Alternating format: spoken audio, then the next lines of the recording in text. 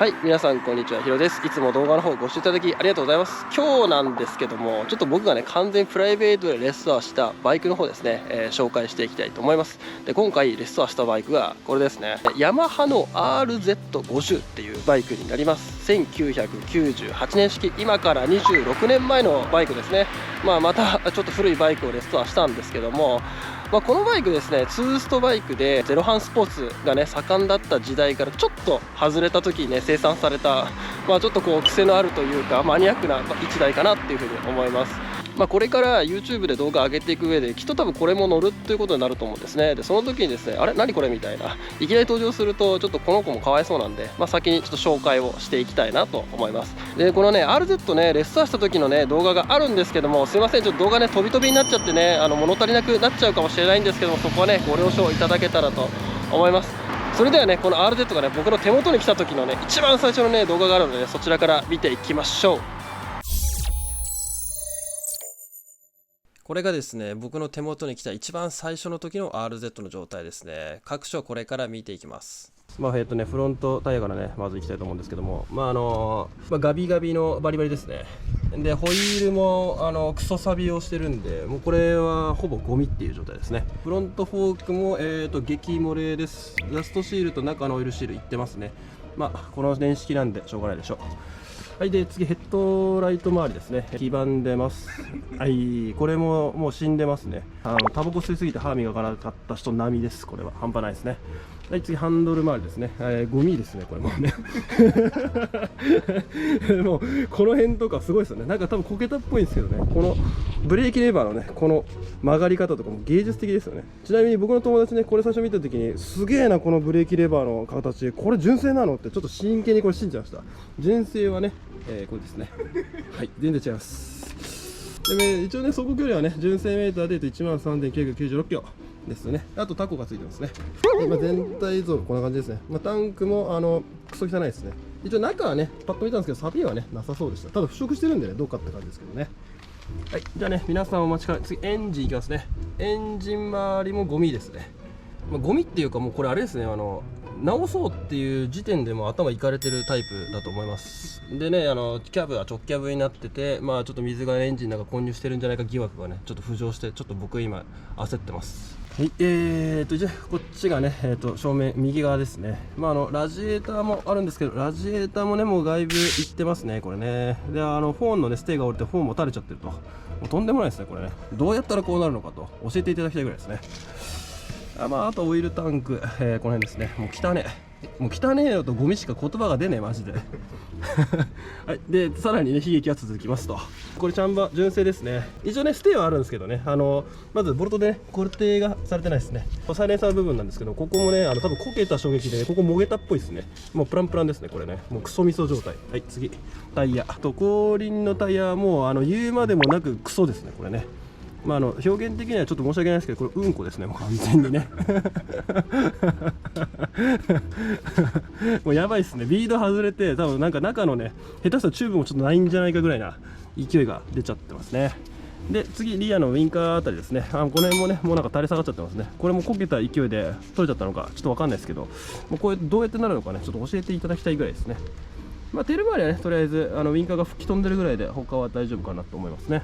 後輪タイヤ左側ですね。チェーンも死んでますね。フレームもねちょっとねスイングアームもねだいぶ錆びてるんでね、これは結構ね長丁場になるんじゃないかなと思いますね。もちろんなんですけどエンジンかからない、ろくに転がらない、ブレーキ死んでる、各所錆び多数、ゴミです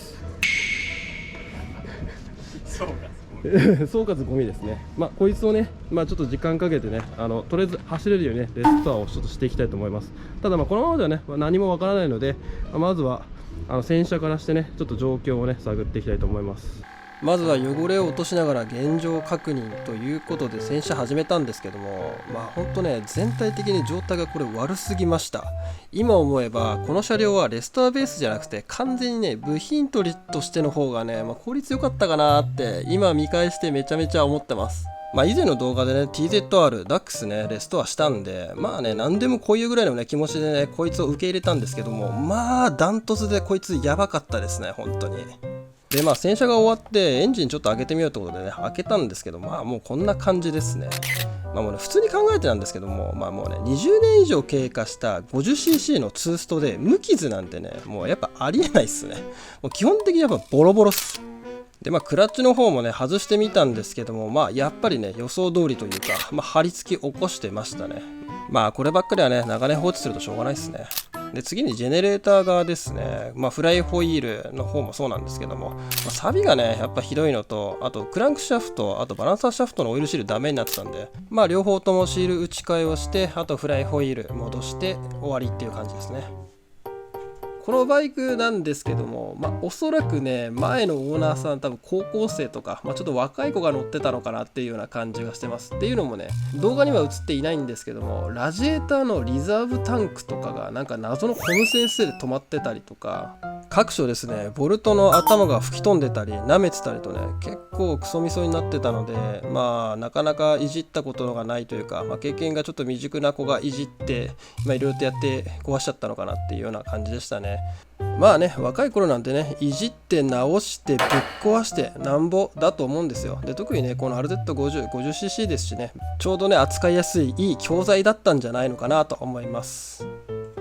一応ですねレストア前がこんな感じですね。本当にねボロボロだったんですけども、このボロクソ汚い RZ がこんな感じになりました。レストア後ですね、ぼちぼち綺麗になったんじゃないのかなと思います。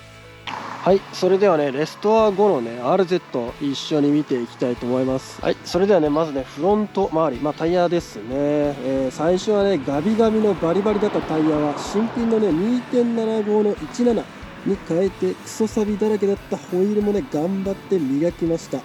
ちなみにねブレーキもね終わってたんでマスターシリンダーからキャリパーまでフルオーバーホールしました。はい、で次がねフォーク周りですね。フロントフォークもねオイルシールダストシールダメになってね激漏れだったんですけども、これもねオーバーホールの方をしました。次はねヘッドライト周りですね。このね黄ばんでたレンズをね何度か磨いて、若干まだちょっと黄ばみがね薄く残ってるんですけども、最初よりかねだいぶマシになったかなと思います。で次はねこのハンドル周りですね。最初にですねまず芸術的なね曲がり方をしていたブレーキレバー、これはねさすがに直せなかったんで新品に交換しました。タンク周りはね実はね錆びてないとか言ってたんですけども、めちゃめちゃね中に錆びてましたね。なんで結局花坂 G でね中の錆をね取りました。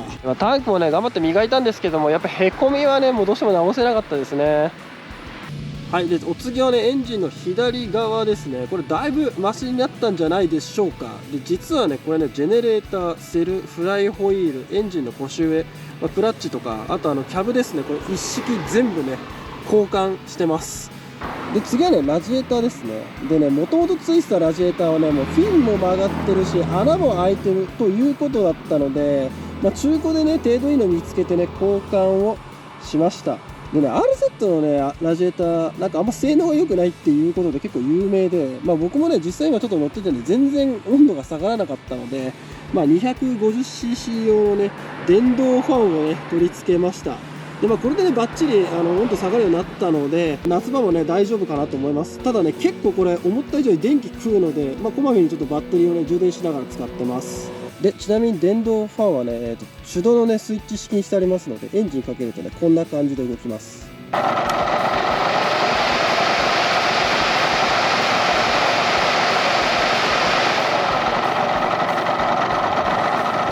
で次がねこっちがエンジンの右側ですね。だいぶ最初の時に比べれば綺麗になったんじゃないかなと思います。でマフラー周りは RZ 純正のマフラーのサイレンサー部分がねもうもげてね使い物にならなかったので TZM50R のね純正マフラーを装着してみました。もともとね状態良かったんで耐熱塗装でね再塗装をして取り付けた感じですね。で次はね後輪周りですね。もちろんね死んでたねタイヤ交換して、あとねホイールはね実はね別の中古の程度いいものにね交換しました。で理由はねスポークがねへし曲がってたのと、あと錆ですね、それがひどかった。でプラスですね、ベアリングもねもういかれてたんで、なんだったらね他のに交換したいということでね交換しました。でついでにねスイングアームもねもともとシルバーだったんですけども錆ひどかったんで黒に塗装し直してます。でテール周りはね車外のねフェンダーレスキットがね某フリマサイトでね、安く出てたので、それをね、取り付けました。でね、このモゲスタ、ウインカーもね、ちょっと社外品に変えたような感じですね。結構ね、後ろはすっきりして僕は好きですね、このフェンダーレス仕様。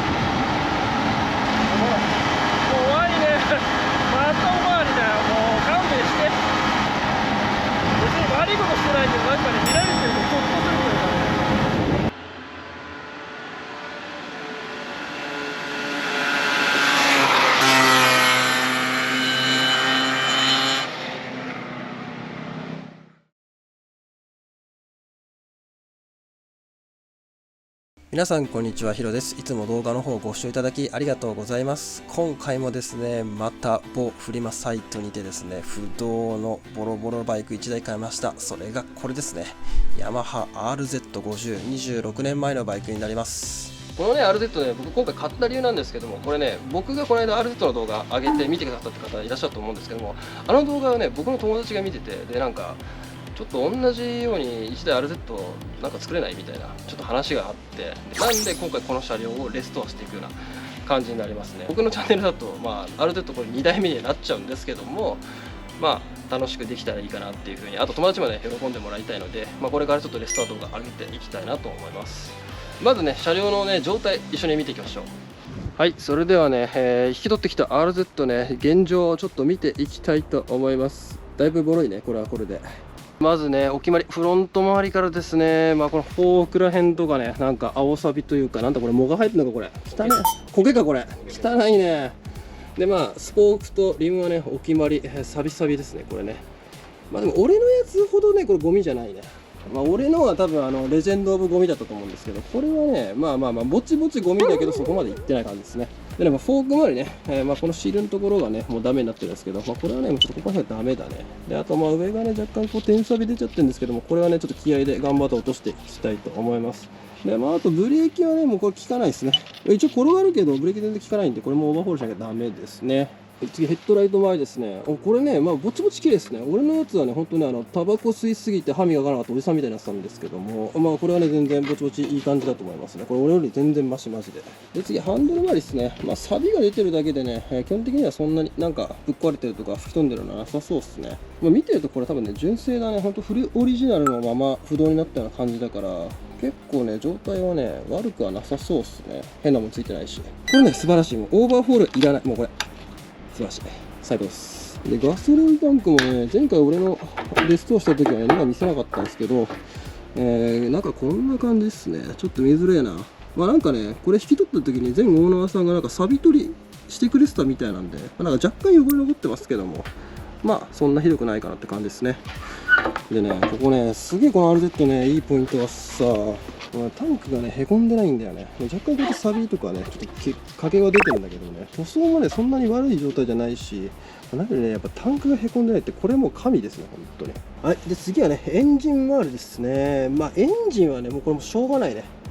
もうちょっと油まみれでもうクソみそになってますね。もうちょっと何年放置されたのか分かんないけども、結構すごいことになってますね。でなんかね、話によるとなんか前のオーナーさんでこれをね引き取ってエンジンをかけようとちょっとトライはしてみたらしいんですけど、ちょっとうまくエンジンがかからなかったって言ってたんで、いろいろとちょっと各所で分解してみる必要はあると思うんですけど、なんかフルオリジナルだからね結構いけそうな感じがしてます。で次ね、こっちエンジンの右側ですね。こっちは左と同様でですね、ドロドロ感はあるんですけども、全然ねそんなになんか重症ではないなって感じですね。この後ね洗車しようと思うんですけど、洗車すればねだいぶ汚れ落ちるんじゃないかな。はい、で次ね、ラジエーターですね。これ見て、これマジで綺麗じゃない？これフィン曲がってないもん。俺のあれだとひどかったでしょあれ。なんかこの本がさへし折れてさ、なんかこのラジエーターに当たってガリガリになってさ、もうなすでしょ、もうわっけわかんなくなっとったからさ、もう全然素晴らしいねこれ。超綺麗じゃんこれ。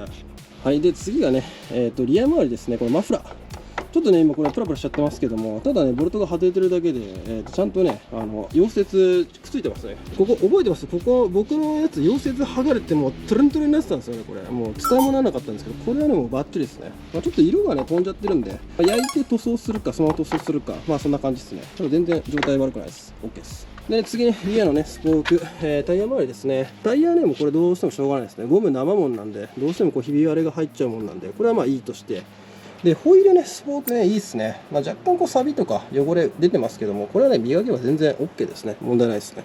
左側ですね、チェーンはね錆びてますけども、これはね交換すればねなんてことないですねマジで。いやね、全体的にね素晴らしいなこれ。状態が悪いように見えて、これめちゃくちゃいいですね。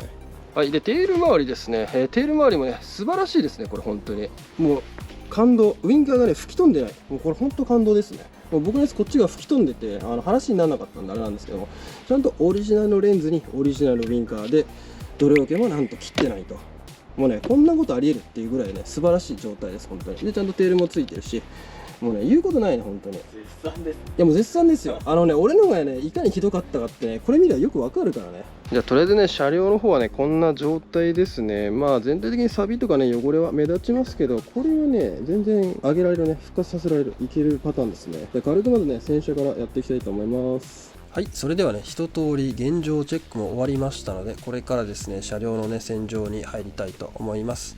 でこの RZ50 なんですけども、改めましてね、紹介していきたいなと思います。楽器でも有名なヤマハから1998年に発売されたバイクになります。2ストロークエンジン、水冷単気筒 49cc、7.2 馬力と規制ギリギリのパワフルなエンジンが特徴の1台です。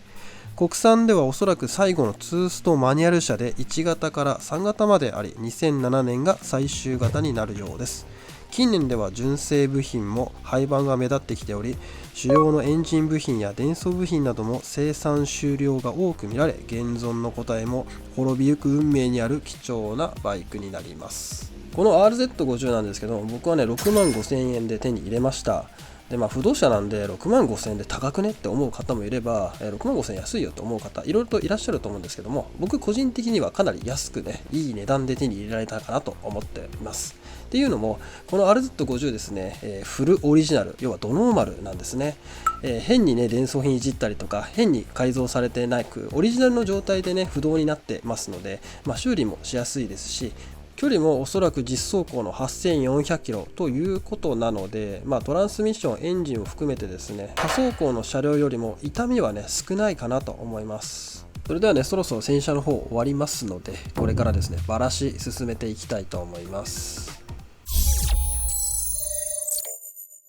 はい、それではね洗車の方が終わりまして、これからですね外装、あと各所ですねパーツをね取り外す作業に移ります。取り外す作業に関しては、ついてるボルトを外したりとか、つながってるホースを抜いたりとか、カプラーの線を外したりと、別に頭使うことはないので楽なんですが、やっぱね樹脂パーツをね多くバイク使ってますので、その辺のね劣化の方を考えると、やっぱり無理やりねこう力ずくで外すと折れたり割れたりとしてしまうので、やっぱちょっと神経は使うかなっていう感じですね。で特にですね外装系ですね、フロントフェンダー、あとサイドカウル、あとリアカウルですね、この辺のね樹脂パーツはね全部もう廃盤なので、壊れちゃったり割れたりするとね結構探すのに苦労します。ちなみにタンクももちろん廃盤です。これも廃盤品で、これすげえ希少だから高いですよそれ。もう中古で割れなし結構何万ぐらいで売ってるから、これね高級品です。大丈夫。それではね、外装がねざっくり取れまして、今はフレームが出てきましたね。いくらフルサイズのね原付といえどもね、乗ってるエンジンは 50cc なので、エンジン周りがスッカスカですね。いや、フェンダーも割れてねえな、全然。これいいんだよね、本当に素晴らしいな。これは大事に扱いたいですね。で今外してるこのフロントフェンダーなんですけども、素材がね樹脂なので、フォークがねじれるとねすぐに割れたりダメになっちゃうんですよね。でもう廃盤部品なんでね、本当にね中古でもねいいの見つけるのがね本当難しいです。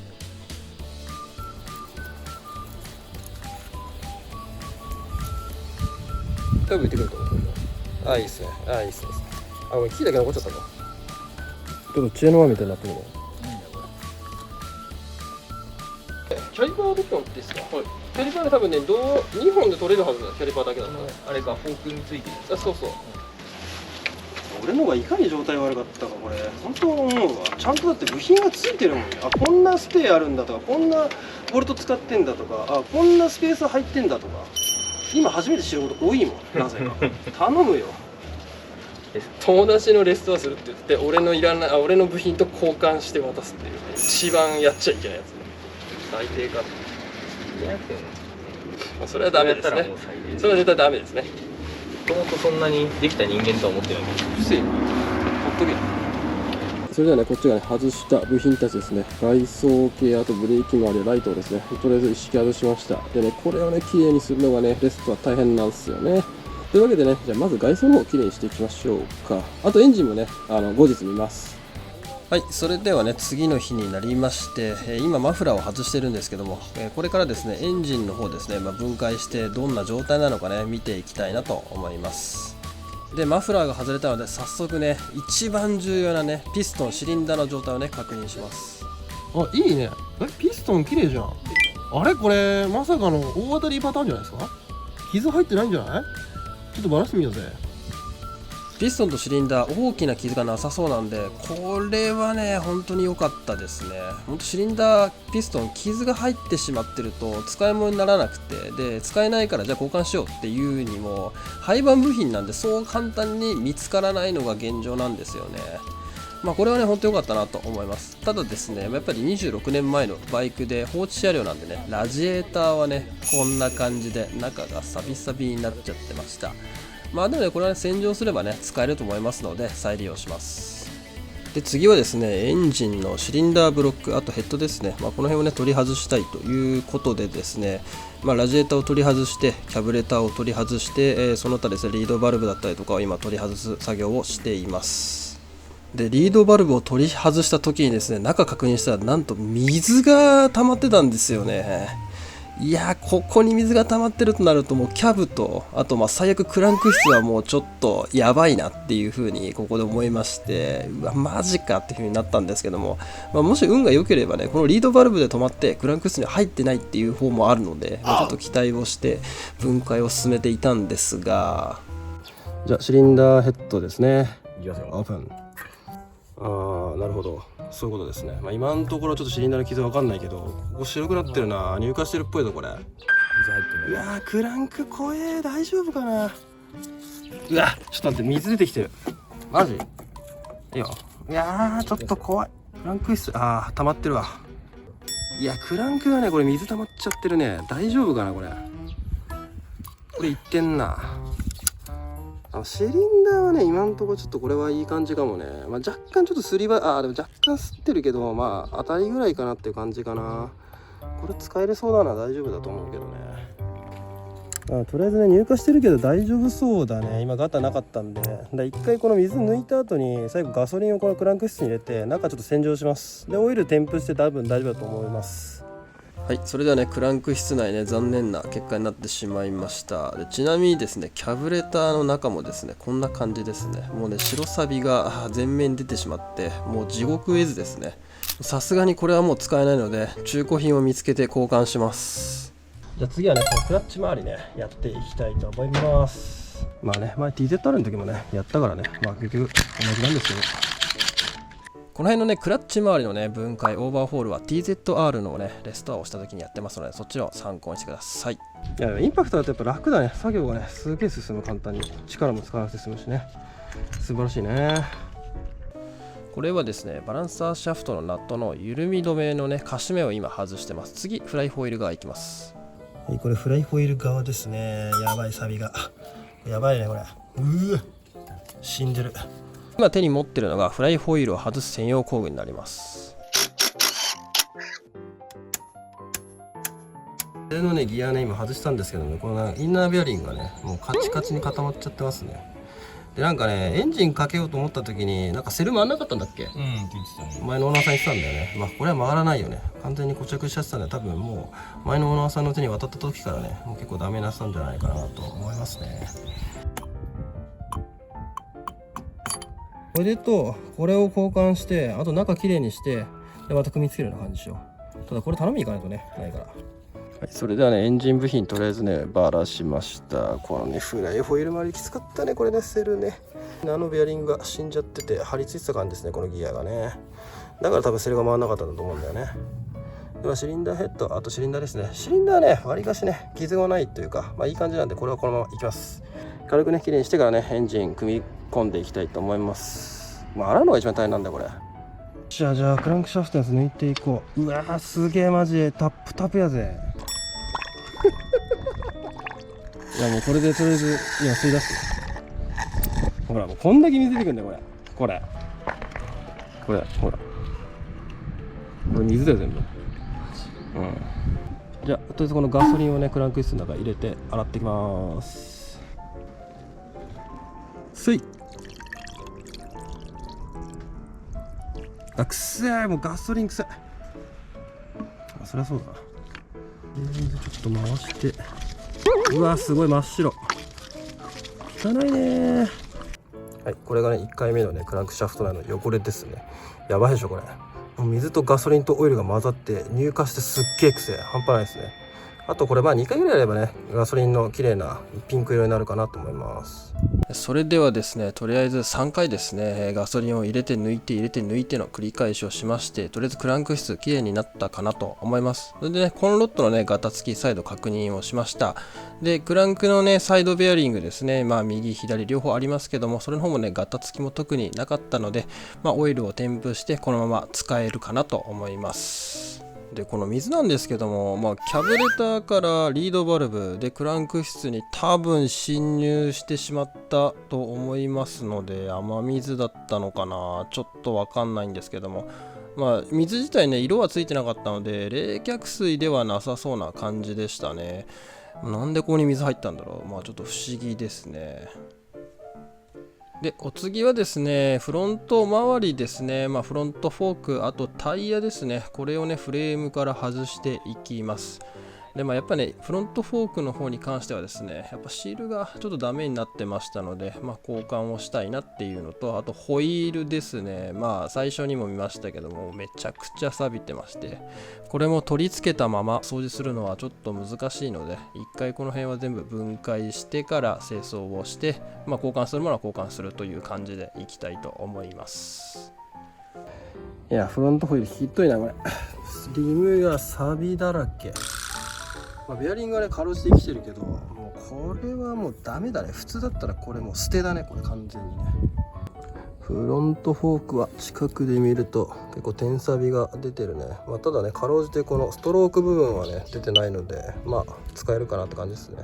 綺麗に磨いてやればまだいけるでしょう。でシールダスト、オイルシールとねダストシールはもう完全にいっちゃってるので、これ交換ですね。それではねリアのショックを取り外してスイングアーム、あとタイヤホイールですね、これをですねフレーム車体から取り外していきます。リアはねぼちぼちって感じだけど、ちょっとスポーク錆びてるって感じだね。まだな。ベアリングはねなんとか生きてるから良かったけどね。骨だけになったある程度ですね。まだかろうじて、エンジンでね、ミッション系はね乗っかってるけど、もうほとんどバラバラですね。で取り外した部品をね全部きれいに掃除して磨いたりしてね、また再取り付けしていきます。いい感じです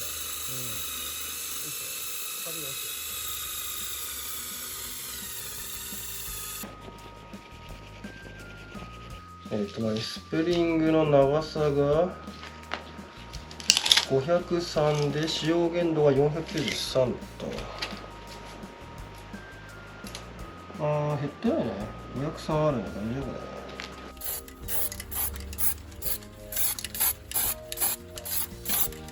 はい、じゃあね、これがね、RZ から取り外した、フロントのブレーキとマスターシリンダーですね。まあ、見ての通りなんですけど、マスターシリンダーはもう窓がね、割れちゃってるね。いやー、しかも液漏れてさ、塗装も剥がれてるしよ、マジかって感じだね。で、まあ、キャリパーの方は、まあ、固着してんだろうとは思うんでね、とりあえずこれからバラしますけども。まあ、内容はあれですね、TZR と同じですね、やったことはね。マスターシリンダーの蓋と取れたんだけどね、中がやばいね、これ。なんかね、奇跡的にね、固着はね、さっきレバー握ったらしてなかったんだよ、中ね。ただね、なんか若干錆びてるとか、なんか汚いんで、ね、結局バラすことは変わんないんだけどね。外した外装パーツは最初に洗浄をして、その後にコンパウンドで磨き上げをしたいと思います。状態がいいので、若干傷はあるんですけども、しっかりツヤは出るかなと思います。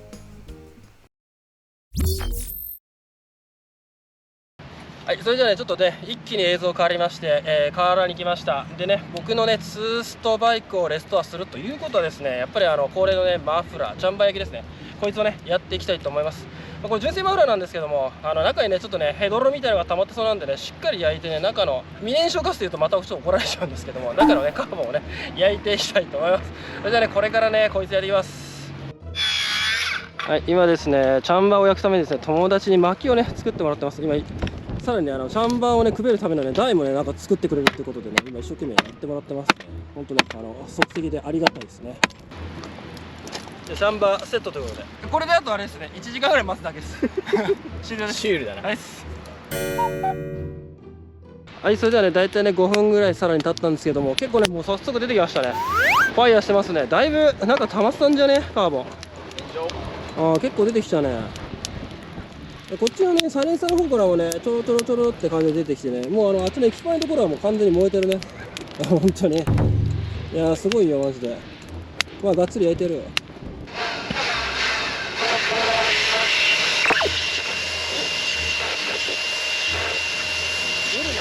いきます。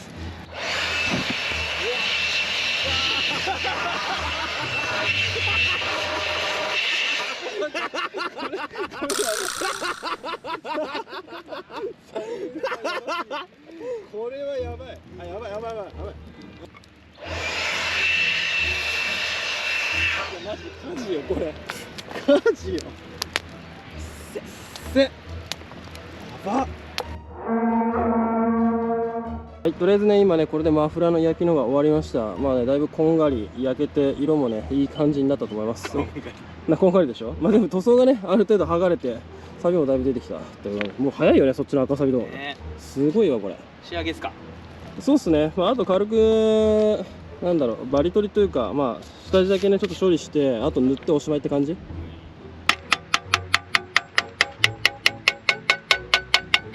これね、ちゃんとこの溶接のとこ叩いてるからね、へこむとか心配なく大丈夫です。これもね、前回ちょっと怒られたんでね。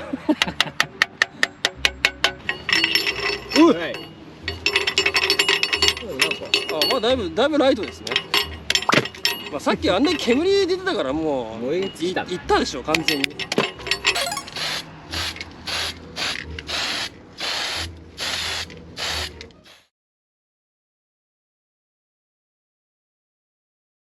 はい、それではね、この間ね、ほぼフレームだけになった、この RZ なんですけども、部品の方がね、着々と仕上がってきているので、少しずつ組み始めたいと思います。で、あとですね、この後ろ周りですね、今ちょろっと見えたんですけども、フロントとリアのタイヤ、あとホイールですね、こいつをね、ちょっと組み付け始めて、転がれるようにとりあえず持っていきたいと思います。じゃあまずはね、スイングアームからね、組んでいきたいと思います。それにあたってね、軽くグリスアップをしてからですね。で、これからですね、リアの方を組み込みしていきたいと思います。スイングアームはね、もともとシルバーだったんですけども、色をね、黒に塗り直しました。ここも黒に塗ったから、すごく締まりいいよね。いい感じ。で、シャフトを通す前にですね、ブレーキの方ですね、面取りをしてグリスアップをして、音鳴きの防止をしています。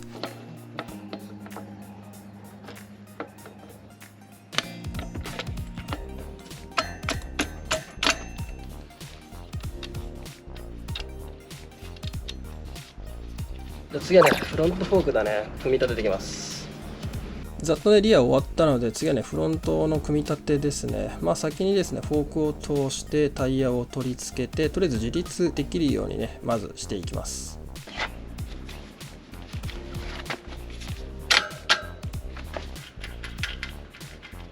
それじゃあね、とりあえずね自立するところまで持ってきましたので、あとですね、軽くハンドル周りを取り付けた後にですね、トルクレンチでねしっかりトルクを当ててね、完成させていきたいと思います。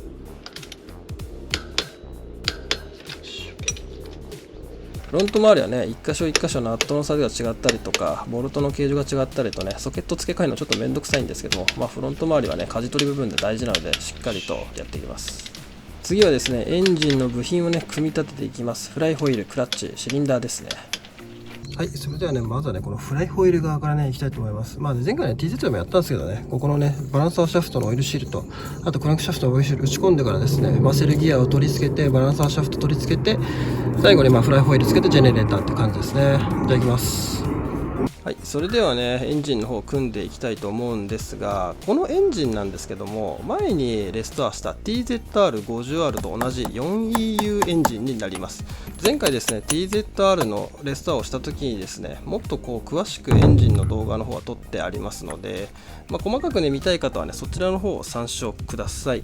今回はですね軽く作業風景を流すような感じになります。で今はねセルギア周辺の作業をやってますね。緩み止め防止のロックタイトを添付して、セルギア外れ止め防止の受けをつけて、最後フライホイールをつけて終わりって感じですね。で最後ジェネレーターつければとりあえずエンジンの左側は終了になります。で次はクラッチ側ですね。あらかじめフライホイール側から入れといたバランサーシャフトを今組んでます。で組み終わったら今度はクラッチをねつけていくんですけど、まずクラッチのねハウジングをね取り付けます。前回ね TZR の時にもね、クラッチの方は組んでいるんですが、若干ですね仕様が違いまして、 TZR はねクラッチ3枚なんですけども、 RZ はね4枚になります。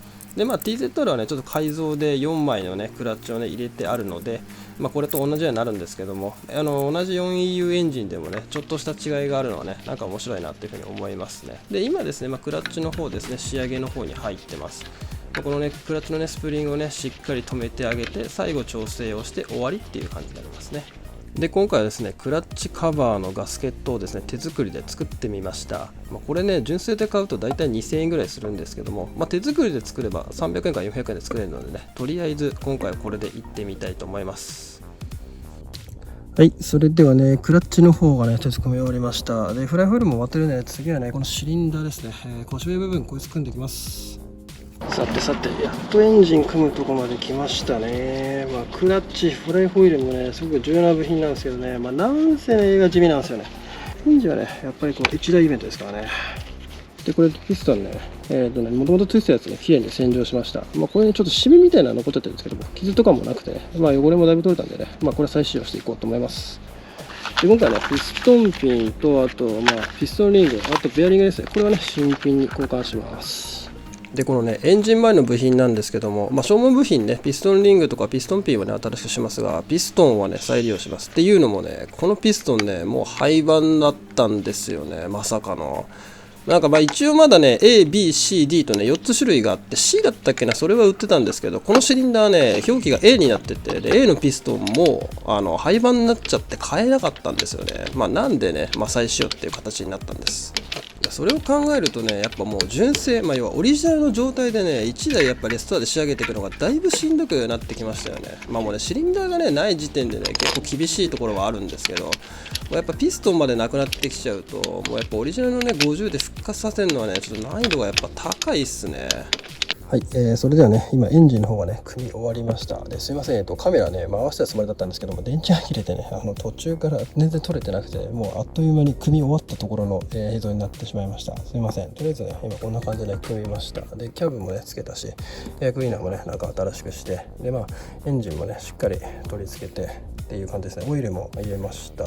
でマフラーはね一回焼いて塗装してから取り付けたいと思うので、ちょっとエンジン始動チャレンジはね先に伸ばしたいと思います。で次はね外装系いきたいと思います。はい、それではね次はねテールランプ周りのね取り付けをやっていきたいと思います。コネクタとカプラつなぐだけなんでね、全然時間かからずささっと終わっちゃいますね。って言ってながらもうほぼ終わりになります。で次はですねフロントの、ライト周りになりますね。ウインカーヘッドライト周りになるんですけども、この辺もねカプラとコネクタつなぐだけなんでそんなに苦はないですね。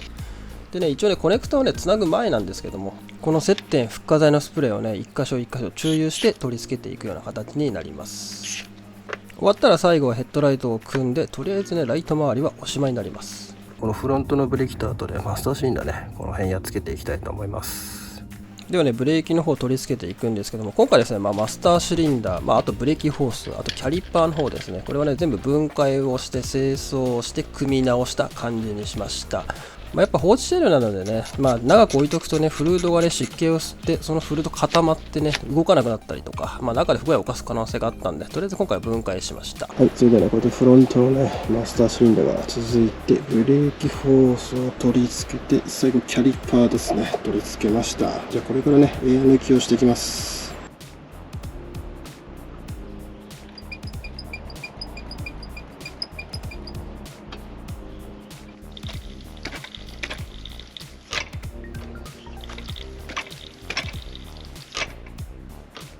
それではねフロントブレーキのエア抜き終わったので、次はねマフラーをね取り付けていきます。前回ね焼きを入れた後に耐熱塗装でね塗装してありますので、見た目もねだいぶね締まりましたね。はい、それではね今マフラーもねバッチリつきましたんで、これからねやっとエンジン始動チャレンジやっていきたいと思います。さあ無事にかかるんでしょうか。僕の予想だと普通にかかる風には思ってますけど、そういう風に組んでるんで大丈夫だと思うんですけども、とりあえずこれからじゃあエンジン始動チャレンジやっていきたいと思います。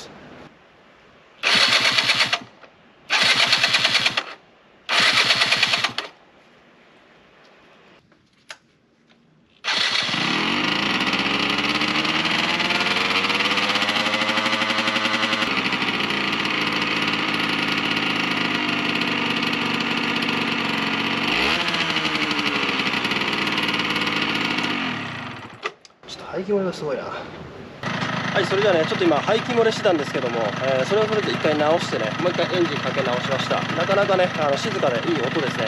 だけどツーストらしいやっぱり高温の音がするような感じで、あとやっぱりツーストのオイルが燃えた時のね白煙と匂いね、やっぱりツースト独特のならではというか、なんかやっぱりいいなと思いますね。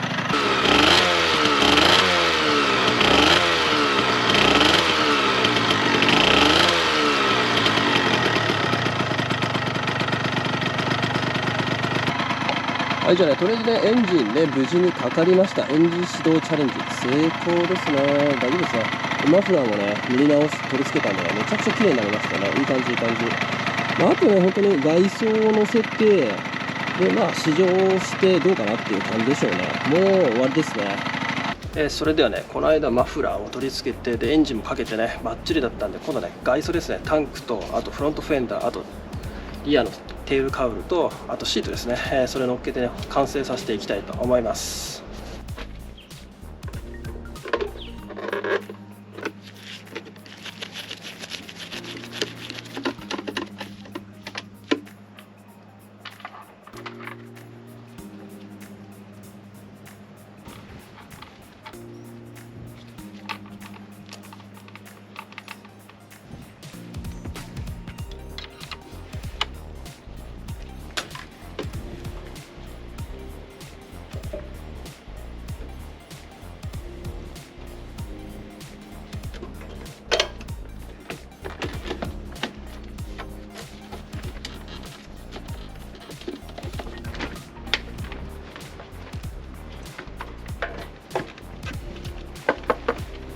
はい、それではね、今ね、外装の方が取り付け終わってですね、とりあえず RZ の方ですね、ほとんど完成の方に持ってけましたね。だいぶ綺麗になったね。最初は結構ボロボロだったからね。はい、それではね、RZ の方ですね、完成しましたので、軽くね、試乗の方に来ました。ね、レストアした RZ ね、こんな感じですね。前回もね、レストアして、同じ場所で撮ったんですけども、今回もですね、また同じ場所で撮ってます。ではね、早速、フロントからですね、フロントのブレーキ、あとホイール、あとフォークですね。この辺はね、全部ね、オーバーホールだと清掃、あとね、磨きをやりました。リムがね、ちょっと錆び跡が残っちゃったのと、スポークがね、結構ね、錆びがひどかったので、軽く塗装をしたような感じですね。でブレーキの方はですね、あとマスターシリンダー、あとキャリパーともにですね、一度全部分解して清掃してシール交換してっていう感じですね。オーバーホールになります。でディスクもねちょっと削れがあったので、新しいものに交換しました。これ社外品ですけどね。はい、で次はねフロントフォークですね。最初はね、右側だったから錆びが出て、左もねダメになってたんですけども、新しいフォークシールと、あとオイル、あとダストシールですね、取り付けてきれいにしました。はい、次はヘッドライトですね。軽くね黄ばみがあったんですけども、ちょっと磨いてあげたらねだいぶきれいになりました。はい、で次はねハンドル周りですね。メーターとあとタコメーターですね。これノーマルで幅がなくてね結構乗りづらかったんで、ちょっとハンドルのバーだけはね社外品のにしました。はい、次はねエンジン左側ですね。最初はねオイルとかね、もう冷却性の跡とかゴミとかすごい汚れがすごかったんですけど、綺麗にね洗浄をして、各種オーバーホールだったりと点検をしてだいぶね綺麗になりました。でキャブレターはねもうね中開けたらね白錆が半端なかったんで、程度のいい中古品にね交換をしました。はい、でこっちがねエンジンの右側ですね。基本的には左側と同じような感じですね。レツーストならではのねオイルポンプ、これもねしっかり清掃してエア抜きもしてあるんでもうバッチリですね。あとギア系のねオイルの方もね交換したので、増分はこれで大丈夫かなと思います。はい、で次がね、ラジエーターですね。もともとのこれ状態良かったんで、軽く再塗装して取り付けたような感じですね。はい、でね次はタンク周りですね。だいぶタンクも綺麗になったかなと思います。もともとねこれベースは良かったんでね、軽くねこうちょっとしたへこみとかはありますけども、大きなねダメージもねなかったので、少し磨いて良くなったような感じですね。でタンクの中もね一応ですねハラスタカ G をね入れて少し洗浄しました。もともとオーナーさんがね錆び取りしてくれてたみたいなんですけども、一応念のためということで1回だけねハラスタカ G 入れて洗浄をしました。これでタンクも大丈夫だと思います。で次はですねマフラーですね。純正チャンバーか。これはね取り外した時にもう色がね飛んでたのでね焼きを入れて再塗装したような感じですね。で次はテール周りですね。純正のねテールランプ、あとステーと、あとウインカーはね社外品を入れてます。であとリアホイールですね。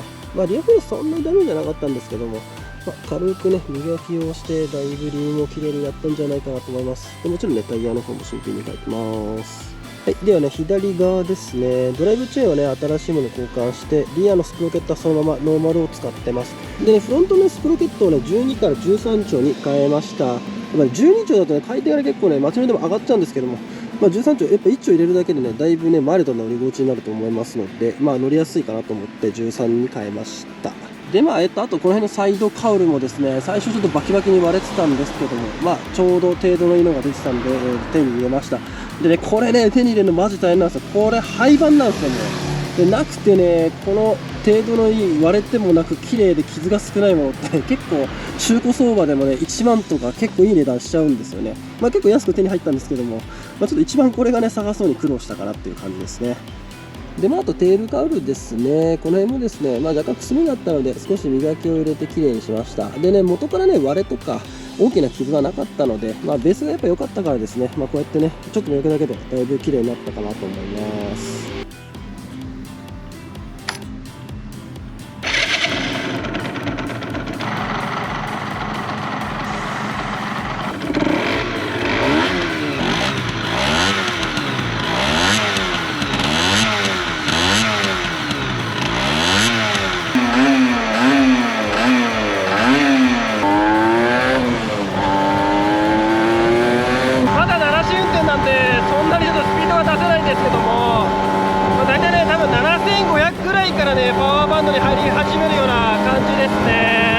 純正ジャンプだとやっぱ低速がしっかりあるなっていう感じですね。社外品だとやっぱりどうしても高回転向きになるんで、どうしても下がねおろそかになりがちなんですけども、街乗りだったらやっぱり純正の方がいいかもねっていう感じしますね。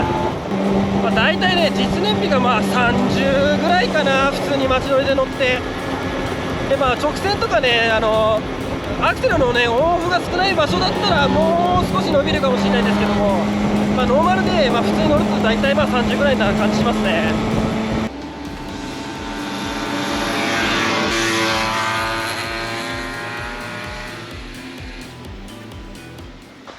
はい、それではね、ここまで動画の方ご視聴いただきありがとうございました。で、今回もまた RZ の方ですね、レストアしたような動画になったんですけども、今回はね、友達が乗りたいよっていうことのね、依頼というか、受けてですね、1台作ってみました。でやっぱりもう26年前のバイクでね、しかも2ストロークなんてね、もうこれから発売されること、メーカーからね販売されることはまずないだろうなっていう車両ではありますので、友達にもね大事に長く乗っていただけたら嬉しいかなと思います。もしこの動画が良ければチャンネル登録、あと高評価ですね、よろしくお願いします。ではまた次回の動画でお会いしましょう。さよなら。